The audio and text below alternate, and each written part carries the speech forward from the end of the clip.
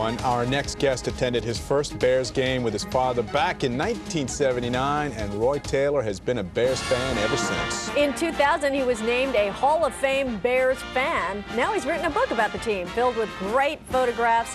The book is called Chicago Bears History, and Roy Taylor joins Bruce Wolf now. Over to you guys. Thank you very much, Nancy and Roy. Thanks for joining us. So you're voted by, like, Visa. What, did you run up a big Visa bill, and that's how you got the... Yes, but that had nothing to do with me winning the award. Well, how did you get the award? I got the award. I wrote an essay on why I thought I was the greatest Bears fan of all time. And why? Why were you? I gave a top 10 reasons why I was. Give me one of those reasons. I said some things like we were going to name our first son Peyton, which absolutely wasn't true. But why didn't you do it? Because your wife says it's a girl's name, right? No, she didn't want him named after Peyton Manning. Oh, exactly. All right, there you go. Okay. One of my favorite things to say, when I was in grade school, all the other kids in class were wearing their Steelers and Cowboys jerseys, but I took it upon myself to follow my team as best I could. And, it's tough being a Bear fan in Chicago, it's tough being a Bear Easy fan to be a in Steelers fan and a Dallas fan. In 1980 it was. Yeah, there you go. All right, let's take a look at some of the... All right, so you've looked at all the numbers from all the years of the Bears. What does it tell you about the numbers from maybe the current game that we're looking ahead to? One thing I want to say, we all know that Rex Grossman, there's never been a more vilified and a more celebrated quarterback, certainly in Bears history the last 87 years. But I can tell you that this is one of the top 3 quarterbacking seasons the Chicago Bears has ever had in their 87-year history. Wow. So that bodes well for Rex to have a good game this year. Also, I'd like to say that the Saints have won 1 playoff game in their history. They've never been to an NFC championship game, and a dome team has never gone outside to win a championship game. So I'm looking for the best this weekend. All boding well for us, and we'll be at your house this weekend to watch the game. You won't mind? I won't be there. I'll be at the game, of course. That's okay. That's all right. We'll just be there anyway. Us. Thanks, Roy. Nice to meet you. Thanks, Roy. Stay with us. We'll meet 2 of the... Let's go back out to Soldier Field. Hey, Randy. Hello, Susan. Nice and toasty back there, are you? Oh, we're a little bit chilly. We're going to kick up the heat to 75. Excellent. All right, very good. Roy Taylor joins me. Roy has this awesome website. Tell everybody the name of the website. BearsHistory.com. BearsHistory.com. Roy knows everything there is to know about the Bears, or darn close, or can find out for you. First of all, we want to talk about the history between the Bears and the New Orleans Saints. They don't really play them that often, do they? No, the history between the Bears and the Saints, the regular season record right now is tied 11-11. The important statistic to remember today is the Bears won the only playoff matchup between the two. And when the heck was that? I don't remember. 1990. That. 1990. The Bears' last playoff win before last weekend. Is that right? And let's talk about NFC championship games and what we've seen. Chicago obviously hasn't won one now in, what, 18 years? Right. We haven't hosted one in 18 years. That's what makes it so beautiful to be in this city this week, enjoying the game coming up, enjoying God's weather here before a Bears game. Do you think that Bears fans, or should I say Saints players, will have trouble with this weather? I mean, what does history show in terms of warm weather teams coming into cold areas? Yeah, I don't think that's all it's cracked up to be. Players come from all over the country. Right. Plenty of cold players on the Saints. I hope it has something to do with the outcome this Sunday, but we'll see. And these guys are tough, no doubt about it. Let's talk a little bit about your website and what kind of things people can find there. Yeah, BearsHistory.com. I started this website as a college project when I was going to Illinois Institute of Technology to get my grad degree. When the only information you could find about the Bears was, or the other sports teams for that matter, was on TV, radio, or in the paper, those days are over because of the internet, of course. Here's CLTV's Jim Wagner blogging the Bears. When I first started going on the internet, I couldn't find what I was looking for on Bears historical information. So when I started earning my master's degree at Illinois Institute of Technology, this began as a project for that class. And after the class was over, I kept the code around and launched it as BearsHistory.com. It's been up on the internet for 7 years, and it's #1 ranked on Google for Bears history information. Roy Taylor grew up in west suburban Plainfield, went to Illinois State, and then got his master's at IIT. And out of all the Bears blogs and websites on the internet, we found his to be by far the most tricked out with good information. Its site is simply BearsHistory.com, and these days Taylor runs it from his home in Yorkville. It gets on average 15,000 to 20,000 hits a month, and you can find everything from stats on Bears games back to 1920 to Bears lore to Bears blogs, which, by the way, are anything but a bunch of lip flap from bitter Bears fans. Sometimes I didn't even want to have the the name blog on my site because there are too many people out there that are just blogging about their trip to the grocery store. Take a look at this quarterback information on the Bears. Do you remember who quarterbacked after Bob Avellini? Mike Phipps, Vince Evans. And who quarterbacked after Jim McMahon? Steve Fuller, Clemson. And how could we forget Peter, Tom Willis, and Will Fuhrer? And here's someone we might want to forget, Cade McNown. That's better than a trip to the grocery store, isn't it? To Gerard McClendon live. You know, tailgating, the Bears organization said it was the Park District's decision. The Park said it was the NFL's mandate. Pass the buck or flea flicker. Fan code of conduct will be in full pads this season. Joining me to discuss the rules of the NFL, the tailgate ban during the games, and the definition of a Bear fan is Roy Taylor from BearsHistory.com. Roy, welcome to Gerard McClendon Live. Thanks for having me on, Gerard. Appreciate it. Oh, man, Roy, let's get right into this. I want to ask you, we're going to get to this whole tailgating thing shortly, but let me first start by asking you, how did BearsHistory.com come about? What a great website. Thanks a lot. I appreciate that. I started that up about 8 years ago when I was in class, and that was a class project, and I've maintained it for 8 years. And you know, this tailgating during the game ban isn't necessarily going to affect me, but my Bear fan brothers and sister friends of mine that I've created my site BearsHistory.com for to give good tailgating information out, it's going to affect them in a lot of ways. Yeah. So it does affect me. Now, ask me if I remember things that I should remember. I probably don't, but Right. in the little details about the Bears, I seem to keep those up here somehow. So how much time do you spend on this website away from your day job on this site? You know, a lot of what's out there was done in the very beginning. It was all written in the very beginning, and now I'm adding on to things. But it's kind of just out there now. I also have a blog though, which is where every day I try to go out there and just write. And I have followers from all the world that read the blog every day, which is kind of cool. I didn't know there were so many Bears fans in France and England, but there are. All right, once again, what's your website? www.BearsHistory.com and www.ChicagoBearsWeblog.com. All right, so make sure you find him on there. Now, there's a little more that makes Roy an extreme fan, and we'll show you the rest of that on next week's show. The number 10 football curse of all time, the curse of the Honey Bears. Don't mess with the pack of ladies. That's never going to end well. You don't want to piss off a bunch of hot chicks, no. I mean, it was a whole lot of women scorned.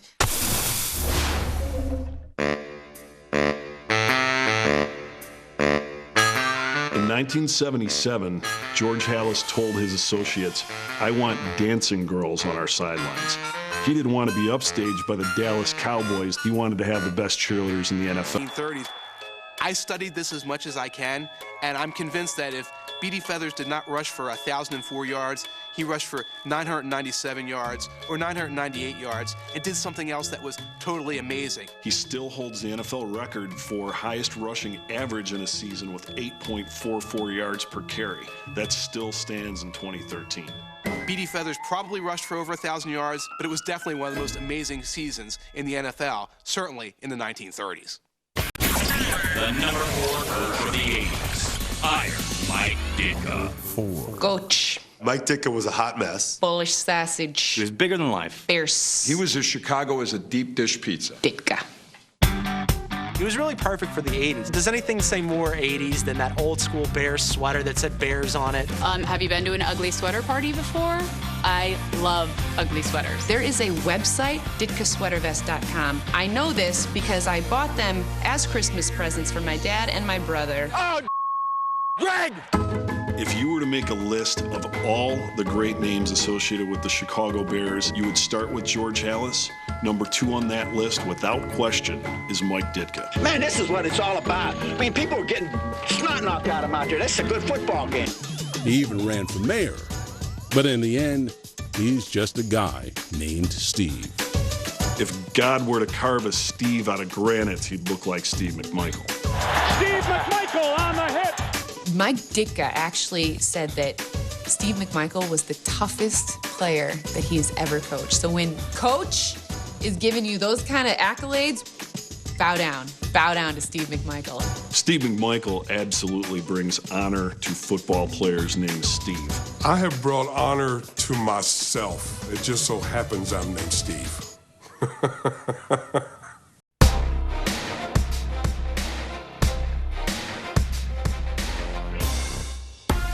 If you won a Super Bowl, you're not eligible for this list. That would be too easy. Plus, those teams already had their fun. So, sorry, Fun Buds. And our bad, 85 Bears. I don't know what you're thinking. The 85 Bears, it's like the epitome of fun. And off to the refrigerator. This is like you made a list of the greatest rock bands of all time, and guess what? You forgot the Beatles. It's one of the most egregious mistakes in the history of the top 10 programs.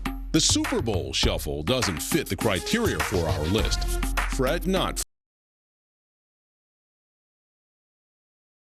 As momentum was building in Chicago, there was one elite team in the league who was already riding high with major success. Throughout the 1970s, the Washington Redskins had a roster of seasoned vets. In the late 50s, early 60s, the Bears had a great assistant coach, George Allen, that was really close to George Halas. He ended up leaving to go coach the Los Angeles Rams, but later on he went and coached the Washington Redskins in the early 1970s and was a very successful coach. It dazed and confused the Redskins all afternoon, with 11 Chicago Bears touchdowns in one game. It got so bad that the refs had to approach George Halas in the third quarter or so, and they wouldn't let him kick any more extra points because they had kicked so many balls into the stands that they didn't have enough balls to play the game, so they had to run in the rest of the extra points. Bears 73, Redskins nothing. Today he was known as, the assassin of the Bears defense. Doug Plank was the original hard hitter in the Bears secondary.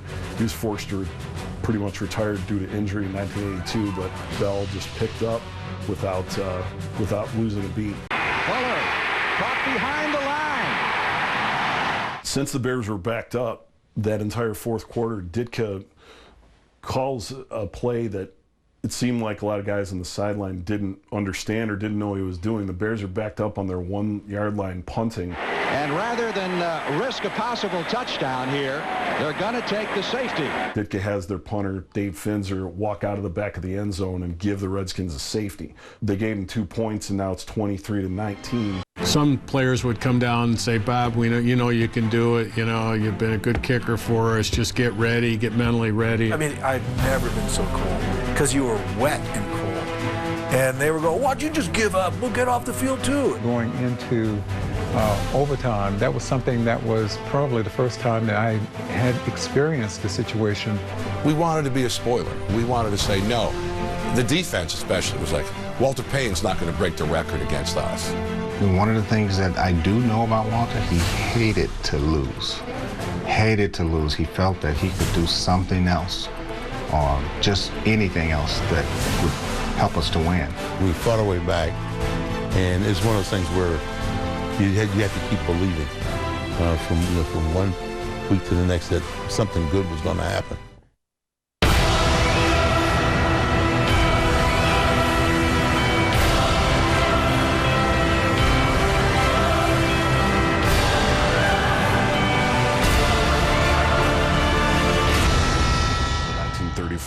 Bears-Giants NFL championship game that's known as the Sneakers game.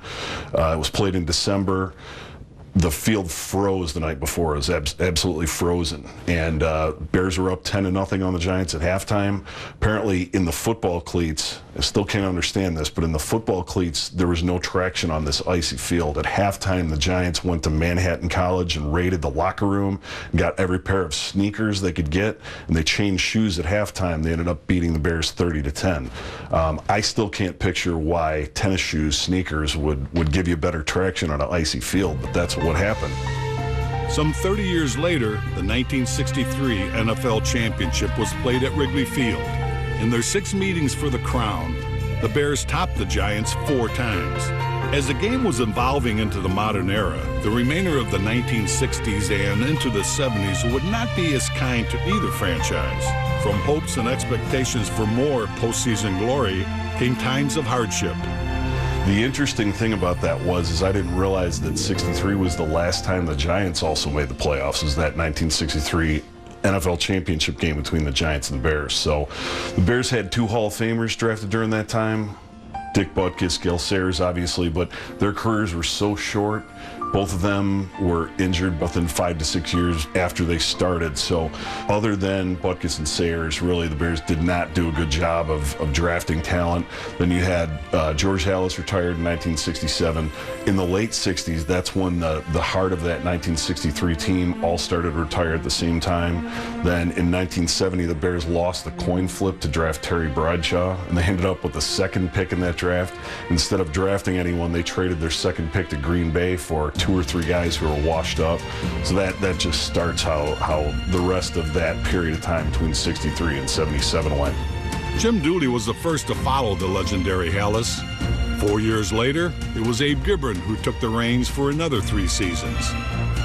At that time, the Bears developed an interest in a former linebacker for the Rams and Redskins.